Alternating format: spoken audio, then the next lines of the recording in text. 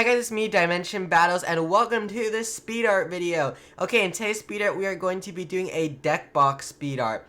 That's right, we are going to be drawing on my white deck box that I just bought. It was pretty cool. If you guys are wondering, I got it on Amazon, this deck box, and it came like this. And I always decorate the white one because it looks pretty bland, so I always think it's the perfect thing to color in, you know? If there's anything that you're going to color in, it's bound to be this. And I just went and got a thin black Sharpie because it stands out more, in case you guys were wondering. And yeah, I skipped the part where I drew it in pencil first because it was like, you guys were definitely not going to be able to see the pencil. Like, you can hardly even tell right now. It kind of just looks like I'm drawing from thin air, but believe me, I'm not. So we have her right here, the Frozen Hunter, and she's one of the coolest looking cards ever.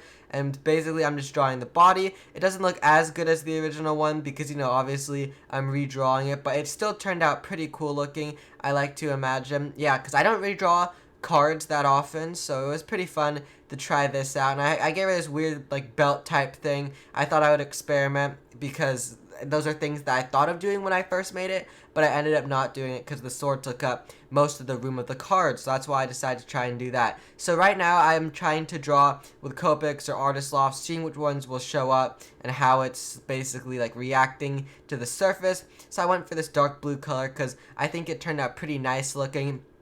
And yeah, so you can't get the colors exactly when you're drawing on a deck box because it's a little bit different than the cards, so it'll be different colors, but I think the light blue created like a cool looking faded blue effect that turned out pretty nice. And I accidentally drew off of the creature right there. I drew on the deck box, as you can see. That happened on accident because I was trying to test out the marker, like, you know, I start drawing on it, and then if the tip gets a little bit, I'm not infected, but like the tip gets a little bit like darker, than I color in, usually on the side over there, so that's what I was doing right there. And right now I'm just testing out the colors. I use this dark gray thing because it's the only thing that would show up, and it turned out looking pretty good.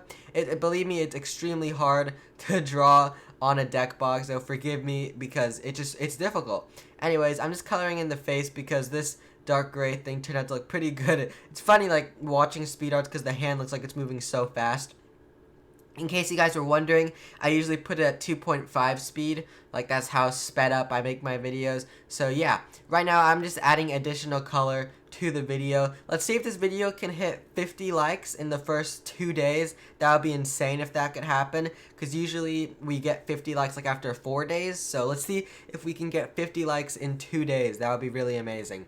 Okay, anyways, so now I'm using Sharpies because I realized I have to use Sharpies. Copics and Arlofs weren't cutting it because it wasn't showing up the greatest, so I'm just outlining her in yellow right now because it'll look way better when I do that. And yeah, just kind of help make the card, or not the card, it's like the creature stand out a little bit more, and I think it was really helpful. If you guys haven't seen my first deck box speed art, you should definitely check that out. Just look up like Dimension Battles deck box speed art and it'll show up for sure if you guys want to see that after you watch this video though. It's not like there's a chronological order or anything, but yeah. So now I'm just thinking about what other cards I would want to use, and yeah, so oh, there you go, I colored over the ice sword so it looks a little bit better. And I'm thinking about what other colors I would use or what other cards I would use, because it has to be something iconic for the set, you know, like it can't be just some random thing. But actually I decided, oh, there you go, I actually used the black colored pencil to color things because I didn't think I was gonna use a lot of shading for this, but it made it look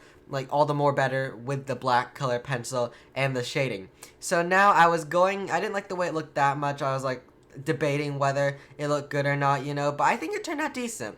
And now I thought I'd do something fun that was completely different. I decided to draw a letter type of thing, like kind of like graffiti like, but like cool 3D letter looking things. So that's what I ended up doing right here. So I'm writing out set 6 and then I'm just coloring it in. So I wrote the word set right there and then I'm coloring it in. And then yeah, so I just thought it'd be fun to do this because it's a little bit different but still really cool to do, you know. So I'm creating this nice little border going around. This one didn't look that vibrant, so I think I find another one later maybe, or do I just stick with this one? Actually, I can look at my deck box right now. It's like I'm predicting the future. So yeah, I change it a lot from how it looks now. There we go. So I'm just coloring in the border of it right here with my black Sharpie so it stands out, looking pretty nice. And then I also color in the letter E because they have to be dignified and you have to be at least able to tell what each letter is. So there you go, I wrote set 6, or just I wrote set right there.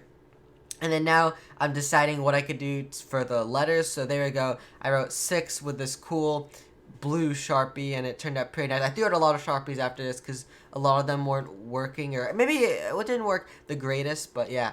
So I'm just coloring it in right now. The color was a little bit different than I expected, but yeah, I made the 6 look like it's jumping in the air, and I think it made a pretty cool looking effect. So yeah, that's it for the front and the back. I was gonna stop right there because I was like, okay, I got the front side, I got the back side. What else could I add? So I just added some clouds. I don't even know why I added clouds. It made it look better, I guess. Just more detail. I would assume, because if the front of the box, I always think like backdrops and stuff like that. If I want to add a backdrop to the background. And in case you guys are wondering, I usually edit the parts out where I grab the markers, but I decided to leave it in for this video because I thought it'd be fun to give myself more time to talk, So right now I'm drawing the three-headed skull beast. That's what's called, three-headed skull beast right now on the side of the deck box, and it looks a little bit different. It looks more like vampire, looks a more vampire-like, but it still look pretty nice. And I just drew 2 of the heads because the third one would just look awkward. It wouldn't fit in the greatest, so yeah, that's why there's only 2 of them. So I guess it's a 2-headed skull beast, I think. I think that's what it is.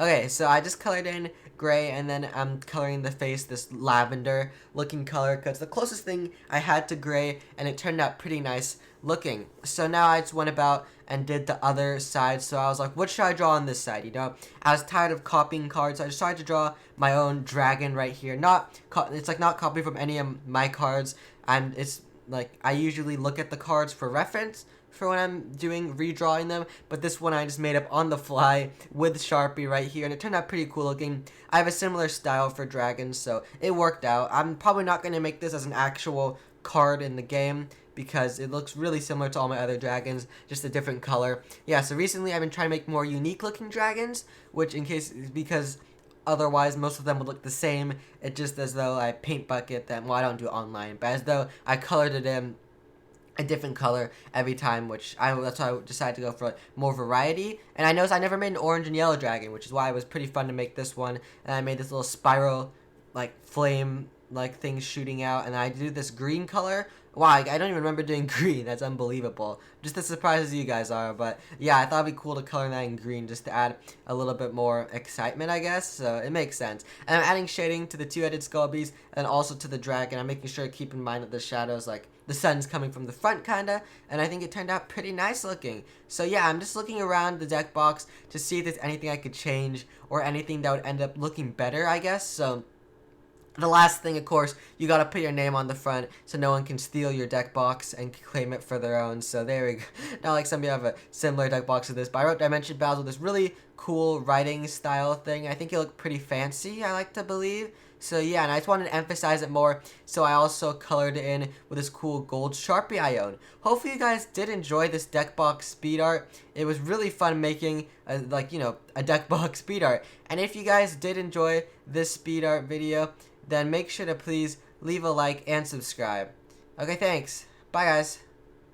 Oh, wait. I said that a little too early. But leave a like and subscribe.